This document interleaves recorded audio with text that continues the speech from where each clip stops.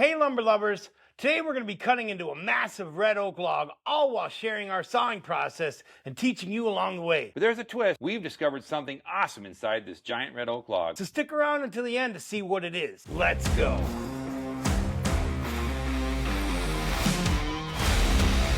Another day at the mill, I guess. Another day of breaking stuff. Well, it looks like I'm going to be handing over $50 to Kendall.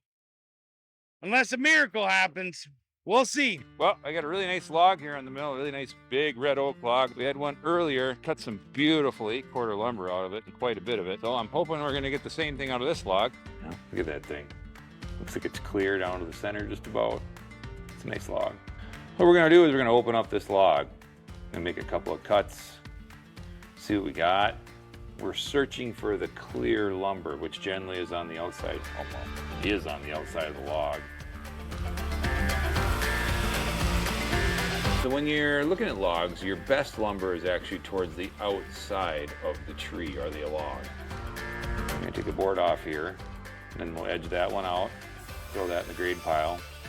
And the reason why you get down further, not too close to the pith, but you get down further, so that if you do have a live edge slab, it's less angled of a cut. Well, plus you get a lot wider board. You're always trying to figure out what's going to be best. Here I am telling the guys, hey, we're going to be doing some stuff here. We're going to stack lumber here. We're going to stack lumber there. You see that's a really nice log.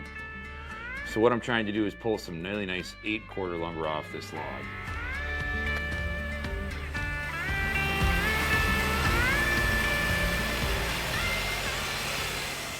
That? I said, I'll bet you $50 you can't sell those 4x4 white oaks and 6x6s. They're 4x6s. 4x6 white oak. Yep. $50 I can't sell them. Yep. Well, let's go take a look at what he's talking about. So Kendall bet me $50 that I couldn't sell some white oak beams by the end of the same week that we filmed this video. And then what happens if I don't? You gotta pay me. I gotta pay you $50? $50 bet. Holy moly. All right, you're on. I'm on? You gotta shake the hand in front of the camera. You're on. So stick around to the end of the video to find out who won that bet.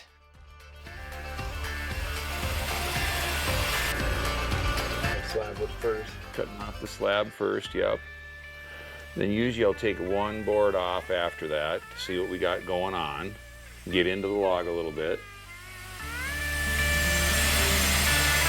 We'll slide that one off and run it through the edger to get it sized down to the proper size and get rid of all the bark. Yeah, there it is. It's so big I don't want to run it through the edger actually, that last piece there. Oh, look at that. There's the bullet. Yeah, and you see how there's a little bit of a dark edge around that bullet? That's from staining from the metal in the bullet. Holy moly! We just found a bullet in that slab there. A lot of times when you're cutting into logs and cutting into stuff, you can see that staining come up before you actually hit the bullet. So it gives you a little bit of a hint that there might be metal inside that log. Iron. Because oak has a tannic acid in it. And when you touch that with iron, it actually makes ink. So here I'm going to edge that board. I'm going to try and edge that nail, or not the nail, but the bullet off that board. Because your average customer doesn't want a bullet in their board.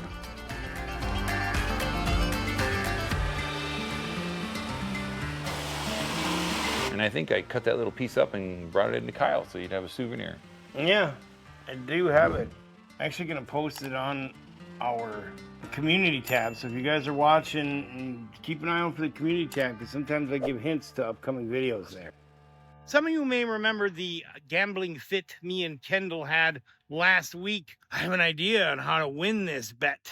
He told me to sell the lumber, but he never told me for how much. So maybe if I parlay that $50 winnings into the overall, maybe I could bring the price down and sell it for a little bit cheaper than expected. I'll use that as a last ditch effort. What do you guys think?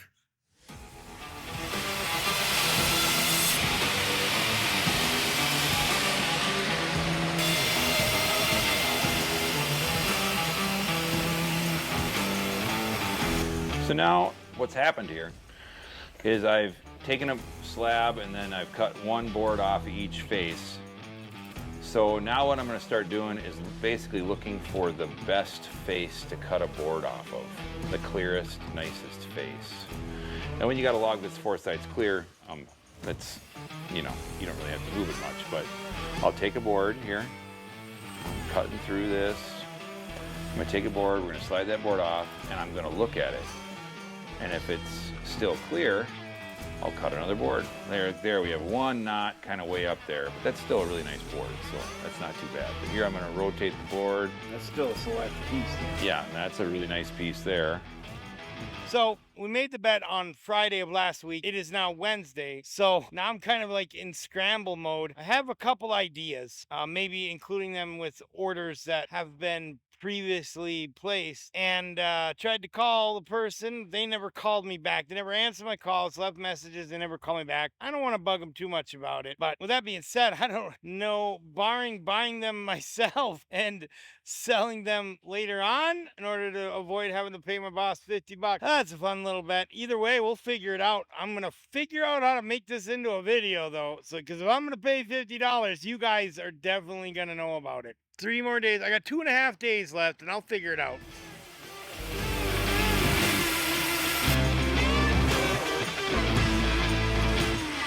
And here we are cutting it into cants to be cut into pallet parts.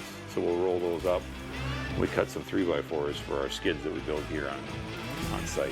Why is the cant or the center of the log so undesirable? Well, it's got your lowest grade lumber in it. And also the pith runs through there. So the wood tends to, when it dries, it would really move a lot and kind of twist because there's so many knots and the pith runs through there. So it's a great spot to be cutting your pallet parts out of. And it's still really nice lumber. You can see here this board actually cracked when we dropped it down the first time. So we're cleaning it up. I'm splitting it up, and then I'm gonna, in a moment here, you'll see me trimming the end off at the edger because it's all cracked up on the one end. Yeah, here it is right here. So it's a 10-foot long board. I'm cutting it down to, you know, a little under 8 feet. Cut off that cracked up part so that when we get it dried, it's a real nice usable piece. Hit it, Dave. Wasn't as nice as I was hoping. It's still a nice log. Can't judge the log by its cover, I guess. Gotta open it up and find out what's up. Can't judge the log by its bark. Well, to a certain extent, you can get a pretty good idea, but still some nice lumber there, though. It's plenty there. $400 worth of lumber there, I bet. Cool. All right, I'm gonna get this last log done before lunch. All right, just checking in here. It's Thursday, and I'm getting a little worried because tomorrow is the due date, and if I don't get them sold, or at least half of them sold, I gotta pay $50, man. I'll keep you guys updated, and hopefully I won't be the last minute before I sell these. Okay, so this day here, we have the 8-quarter lumber there that we saved. We have some 4-quarter there that's stacked up on stickers. And we had some quarter sawn lumber. I mean, it was over 1,000 feet of really nice high-grade lumber that day. Oh yeah. And I haven't done Beautiful that. stuff. I haven't done that in a long time. I wish it was walnut or cherry or maple, tiger maple. Here we're cutting another log. This one isn't super great, but I know I did get a little bit of 8-quarter off of it, if I remember correctly. We got the mill set up so it faces the east. I sit at the west end. Usually there's a prevailing wind, but today it was blowing in my face. Wind's blowing the wrong direction today. Face. Wind usually blow from west to east like that? Yeah, it's prevailing wind. Makes sense. I've heard of prevailing wind before. Just never knew. Kyle has now learned something new. Just learn something new every day. Tends to blow from the north and the west. It does blow from the east every now and then.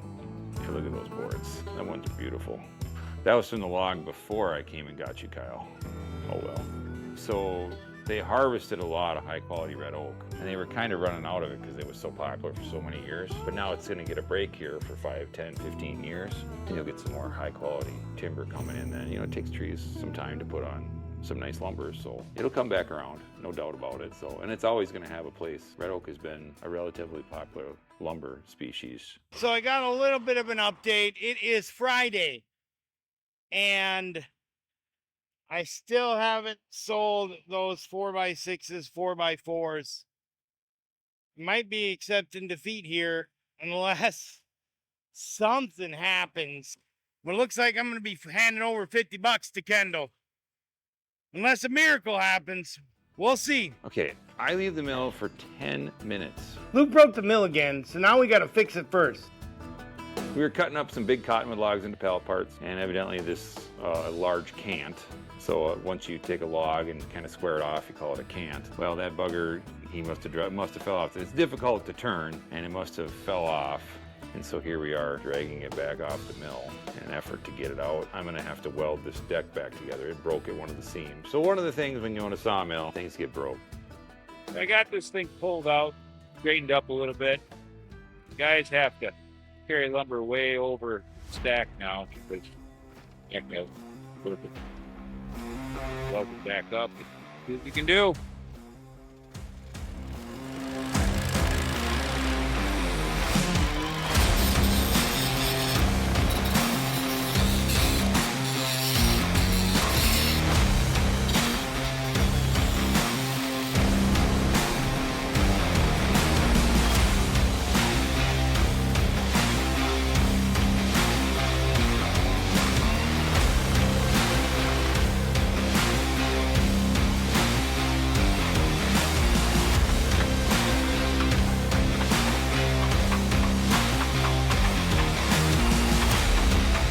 Fixed for now. Not the prettiest well. That one over there is pretty bad, but it'll hold. Hold something. There we go. Back in action, Jackson. Back in action. Broke down and got it repaired just before the end of the day. Always good to know that at least we'll be ready to go for tomorrow morning. Yeah. I got good news, ladies and gentlemen. It is Monday, and I got some good news for you. I managed to sell that lumber and win the bet. Kendall, guess what, brother? What, Kyle? I won the bet. I sold all of those 4x6s and 4x4s out there last week. As you can see, they're all gone out there. Oh, well, that's good for you, I guess. Yeah, good for me. Yeah. There's one of your customers too, by the way. Oh, so yeah. Then did I get the sale? No, I got the sale because they called me and talked to me about it. They didn't. They said that they were gonna send us a check. So we got a check? No, I don't know. Did we Then get a check? didn't get paid. So? If I didn't get paid, then you didn't sell them. He's got a freaking point. He's got a point. Kyle. Oh, jeez. Well, technically, I did win the bet, and technically, I kind of didn't. So, How does that work? I don't know. Maybe we can go. I got an idea. How about this? How about we go double or nothing on the next one? And you guys will just have to stay tuned and figure out what we'll do next. We clear land for development and save some ash trees from a devastating mystery bug at the same time in this video right here. But there's something even more devastating in these logs that could put a hurt on our sawmill operations.